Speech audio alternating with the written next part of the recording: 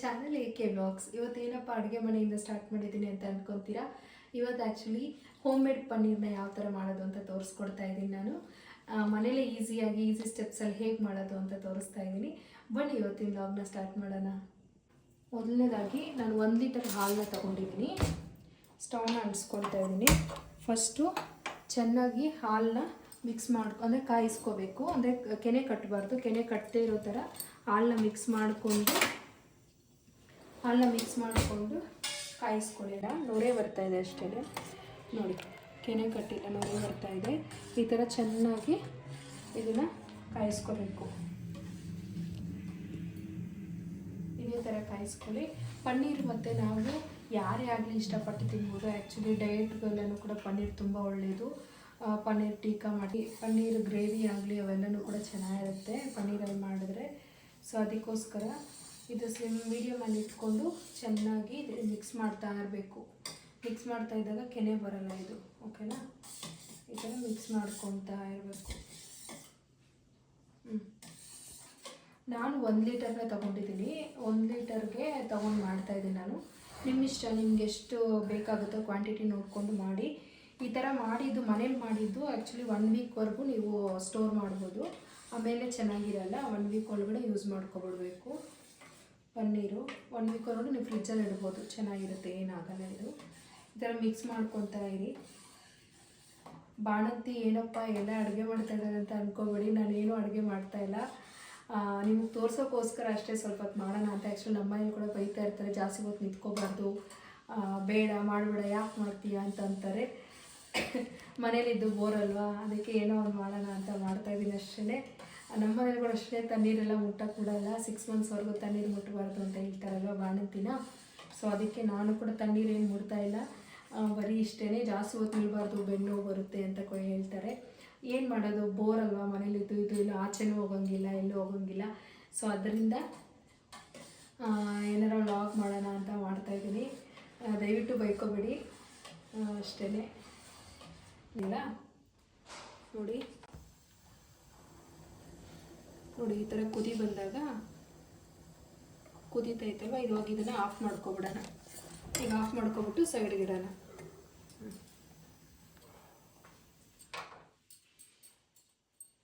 ಸೈಡ್ಗೆ ಇಟ್ಕೊಬಿಡೋಣ.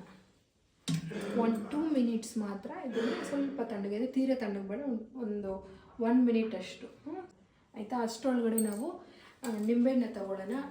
ನಾನು 1 ಲೀಟರ್ ಹಾಲಿಗೆ 2 ನಿಂಬೆಹಣ್ಣು ತೊಗೊಳ್ತಾ ಇದ್ದೀನಿ, ಆಯಿತಾ. 2 ನಿಂಬೆಹಣ್ಣು ತಗೊಳ್ಳೋಣ.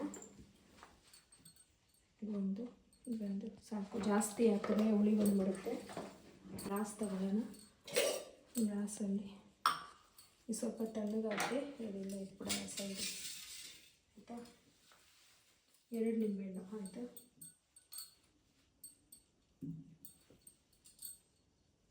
ತಗೊಳ್ಳಿ, ಈಗ 2 ನಿಂಬೆಹಣ್ಣು ಕಟ್ ಮಾಡಿಬಿಟ್ಟು ಹಿಂಡ್ಕೊಳ್ಳಿ ಕ್ಲೀನಾಗಿ.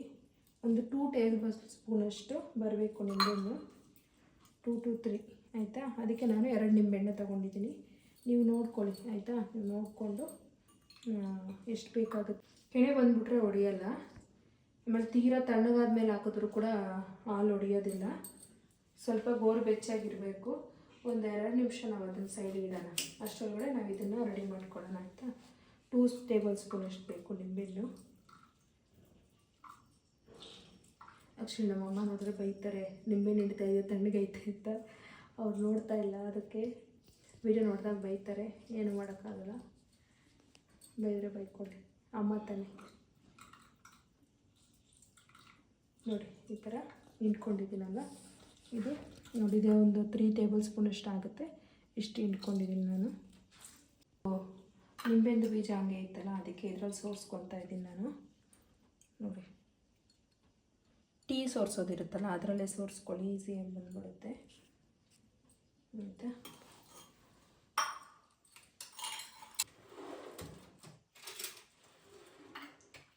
ಇದರಲ್ಲಿ ಇದು 3 ಸ್ಪೂನ್ ಆಗುತ್ತೆ ಈ ಸ್ಪೂನಲ್ಲಿ, ಆಯಿತಾ.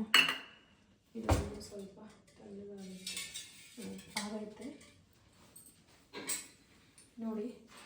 ಇದರಲ್ಲಿ ಒಂದೇ ಸಲ ಹಾಕ್ಕೋಬಾರ್ದು, ಆಯಿತಾ. ಒಂದೇ ಸಲ ಹಾಕ್ಕೊಳ್ದೆ ನಾವು ಸ್ವಲ್ಪ ಸ್ವಲ್ಪ ಹಾಕ್ಕೊಂಡು ಇದು ಮಿಕ್ಸ್ ಮಾಡ್ಕೋಬೇಕು. ಆಯಿತು. ನೆಕ್ಸ್ಟು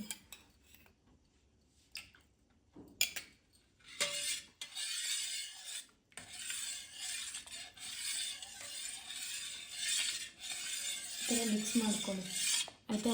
ಟೈಮ್ ಒಟ್ಟಿಗೆ ಇದು ಮಾಡಬೇಡಿ.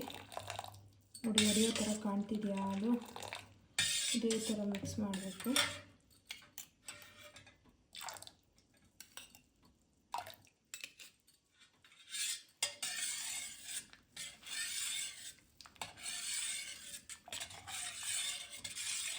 ಈ ಥರ ಮಿಕ್ಸ್ ಮಾಡ್ಕೊಳ್ಳಿ ಚೆನ್ನಾಗಿ. ನೋಡಿ ಹೊಡಿತಿದೆಯಾ ಹಾಲು, ಈ ಥರ ಕಾಣ್ತಿದೆ. ಕ್ಯಾಮ್ರಾದಲ್ಲಿ ಕಾಣ್ತಿದೆಯಲ್ಲೋ ಗೊತ್ತಿಲ್ಲ, ನೋಡಿ ಹೊಡಿತಾ ಇದೆ. ಇದನ್ನ ಹಂಗೆ ಮಿಕ್ಸ್ ಮಾಡ್ತಾ ಇರಬೇಕು. ಈ ಥರ ಮಿಕ್ಸ್ ಮಾಡಿಕೊಂಡು ಲಾಸ್ಟ್ ನೋಡಿ ಹಾಕ್ತಾಯಿದ್ದೀನಿ. ಮಿಕ್ಸ್ ಮಾಡ್ಕೊಳ್ಳಿ ಚೆನ್ನಾಗಿ ಈ ಥರ ಆಯಿತು. ಇವಾಗ ನೀರು ಸಪ್ರೇಟು, ಇದು ಸಪ್ರೇಟ್ ಆಗುತ್ತೆ. ನೋಡಿ ಕಾಣ್ತಿದೆಯಾ, ಇನ್ನು ಹೊಡಿಬೇಕು. ಇದೇ ಥರ ಮಿಕ್ಸ್ ಮಾಡ್ಕೊಳ್ಳಿ. ಇವಾಗ ಇದನ್ನೊಂದು 2 ನಿಮಿಷ ಇದನ್ನು ಕುದಿಸ್ಕೊಳ್ಳೋಣ ಆಯಿತಾ. ಹೈಯಲ್ಲ, ಲೋ ಮೀಡಿಯಮಲ್ಲಿ ಒಂದು 2 ನಿಮಿಷ ಇದನ್ನ ಚೆನ್ನಾಗಿ ಕುದಿಸ್ಕೋಬೇಕು. ನೋಡಿ ಕುದಿಸ್ಕೊಂಡಿರೋದು ಯಾವ ಥರ ಕಾಣ್ತಾ ಇದೆ ಅಂತ. ನಾನಿವಾಗ ನಿಂಬೆಹಣ್ಣ ಆ್ಯಡ್ ಮಾಡಿದ್ದೀನಿ. ನಿಮಗೆ ಬೇಕು ಅಂದರೆ ವಿನಿಗರು ಇಲ್ಲಾಂದರೆ ಮೊಸರು ಕೂಡ ಹಾಕಿ ನೀವು ಈ ಥರ ಸ್ಟವ್ ಮೇಲೆ ಇಟ್ಟಾಗ ಕುದಿಸ್ಬೇಕಾದ್ರೆ ಹಾಕ್ಕೊಂಡು ಕೂಡ ಯೂಸ್ ಮಾಡಿದ್ರೆ ಈ ಥರ ಹೊಡೆಯುತ್ತೆ ಹಾಲು. ನೆಕ್ಸ್ಟ್ ನೋಡಿ, ನಾನು ಒಂದು ಪಾತ್ರೆ ತೊಗೊಂಡು ಈ ಥರ ಕಾಟನ್ ಕ್ಲಾತ್ ಯಾವ್ದಾರು ತಗೊಳ್ಳಿ. ಆ ಥರ ಹೊಡೆದಿದ್ದೆ ಅಲ್ವಾ, ತಕ್ಷಣ ನೋಡಿ ಈ ಥರ ಬಗ್ಗಿಸ್ಕೊಳ್ಳಿ. ಈ ಥರದಕ್ಕೆ ನೀವು ಬೇಕಿದ್ರೆ ಇದಕ್ಕೆ ಹುಳಿ ಇರುತ್ತಲ್ವ, ವಿನಿಗರ್ ಹಾಕಿದ್ರೆ ಏನು ತೊಳೆಯೋಂಗಿರಲ್ಲ. ಮೊಸರು ಮತ್ತು ಇಲ್ಲ ನಿಂಬೆಹಣ್ಣು ರಸ ಅದನ್ನು ನೀವೇನಾರು ಹಾಕ್ತೀನಿ ಅಂತಂದರೆ ಸ್ವಲ್ಪ ಹುಳಿ ಇರುತ್ತಲ್ವ, ಅದು ಬೇಡ ಅಂತಂದರೆ ಮತ್ತೆ ಇದು ನೀರಲ್ಲಿ ಇನ್ನೊಂದು ಸಲ ತೊಳ್ಕೊಳ್ಳಿ, ತಣ್ಣೀರಲ್ಲಿ. ನಾನು ತಣ್ಣೀರು ಮುಟ್ಟಂಗಿಲ್ವಲ್ಲ, ಅದಕ್ಕೆ ನಾನು ಮತ್ತೆ ಬಿಸಿನೀರಲ್ಲೇ ತೊಳ್ಕೊತಾ ಇದ್ದೀನಿ. ನೋಡಿ ಈ ಥರದ್ರಲ್ಲಿ ನಿಮಗೆ ಯಾವ ಥರ ಶೇಪ್ ಬೇಕು ಅಂತ ನೋಡಿ. ನಾನು ಬಿಸಿನೀರನ್ನ ಹಾಕ್ಕೊತಾ ಇದ್ದೀನಿ. ನೀವು ತಣ್ಣೀರು ಹಾಕ್ಕೊಂಡು ಇದು ಮಾಡ್ಕೊಳ್ಳಿ, ಏನು ಕ್ಲೀನ್ ಮಾಡ್ಕೊಳ್ಳಿ. ಆವಾಗ ಹುಳಿ ಬರೋದಿಲ್ಲ, ಇದು ಆವಾಗ ಚೆನ್ನಾಗಿರುತ್ತೆ. ಆ್ಯಕ್ಚುಲಿ ಮನೇಲಿ ಮಾಡಿರೋ ಪನ್ನೀರು ಆಚೆ ಕಡೆ ಕಾಸ್ಟ್ಲಿ ಇರುತ್ತಲ್ವ. ನೋಡಿ ಮನೇಲೇ ನಾವು ಹಾಲಿದ್ರೆ ಈಸಿಯಾಗಿ ಮಾಡ್ಕೋಬೋದು. ನೋಡಿ ಈ ಥರ ನೀವು ಬಟ್ಟೆದಲ್ಲಿ ಒತ್ಬಿಟ್ಟು ನಿಮ್ಗೆ ಯಾವ ಥರ ಶೇಪ್ ಬೇಕೋ ಆ ಥರ ಇದು ಸೆಟ್ಟಿಲಾಗಿ ಒಂದು ಪ್ಲೇಟಲ್ಲಿ ನೀವು ಇಟ್ಬಿಟ್ಟು ಅದರ ಮೇಲೆ ಒಂದು ಭಾರ ಇಟ್ಬಿಡಿ. ಭಾರ 1 ಅವರ್ವರೆಗೂ ನೀವು ಇದೇ ಥರ ಇಟ್ಬಿಟ್ರೆ ಅದು ನಿಮ್ಗೆ ಯಾವ ಶೇಪ್ ಬೇಕೋ ಆ ಥರ ಬರ್ತದೆ. ನೋಡಿ 1 ಅವರ್ ನಾನು ಸೈಡ್ಗೆ ಇಟ್ಟಿದ್ದೆ, ಇವಾಗ ತೆಗಿತಾ ಇದ್ದೀನಿ. ಯಾವ ಥರ ಬಂದಿದೆ ಅಂತ ತೋರಿಸ್ತೀನಿ ನಿಮಗೆ. ನೋಡಿ ಎಷ್ಟು ಚೆನ್ನಾಗಿ ಬಂದಿದೆ ಅಂತ. ನೋಡಿ ಮನೇಲಿ ಮಾಡಿದ್ರೂ ಕೂಡ ನಿಮಗೆ ಅಂಗಡಿ ಟೈಪೇ ನೀವು ಮನೇಲಿ ಈಸಿಯಾಗಿ ಮಾಡ್ಕೋಬೋದು. ಇದನ್ನು ಬೇಕಿದ್ರೆ ಇವಾಗ ನೀವು ನಿಮ್ಗೆ ಯಾವ ಥರ ಪೀಸಸ್ ಬೇಕೋ ನೀವು ಆ ಥರ ಕಟ್ ಮಾಡ್ಕೊಳ್ಳಿ. ನಾನು ನಾರ್ಮಲ್ ನಿಮಗೆ ತೋರಿಸೋದಕ್ಕೆ ಕಟ್ ಮಾಡ್ತಾಯಿದ್ದೀನಿ. ನೋಡಿ ಒಂದು ಚೂಡು ಕೂಡ ಬ್ರೇಕ್ ಆದಂಗೆ ಎಲ್ಲ ಏನೂ ಬಂದಿಲ್ಲ. ಇವಾಗ ನಾವು ಅಂಗಡಿಯಿಂದ ತಂದಾಗ ಯಾವ ಥರ ಕಾಣುತ್ತೋ ಅದೇ ಥರ ಕಾಣ್ತಾ ಇದೆ. ನೋಡಿ ನಾನು 1 ಲೀಟರ್ ತೊಗೊಂಡಿರೋದಕ್ಕೆ ನನಗೆ ಇಷ್ಟು ಸಿಕ್ಕಿತ್ತು. ನಿಮ್ಗೆ ಇನ್ನೂ ಜಾಸ್ತಿ ಪನ್ನೀರ್ ಬೇಕು ಅಂದಾಗ ನೀವು ಇನ್ನೂ ಜಾಸ್ತಿ ಹಾಳನ್ನ ಬಳಸ್ಕೊಳ್ಳಿ. ನಾನು ಇವತ್ತು 1 ಲೀಟರ್ ಬಳಸ್ಕೊಂಡಿರೋದಕ್ಕೆ ನಾನು ಈ ಕ್ವಾಂಟಿಟಿ ಸಿಕ್ಕಿದೆ.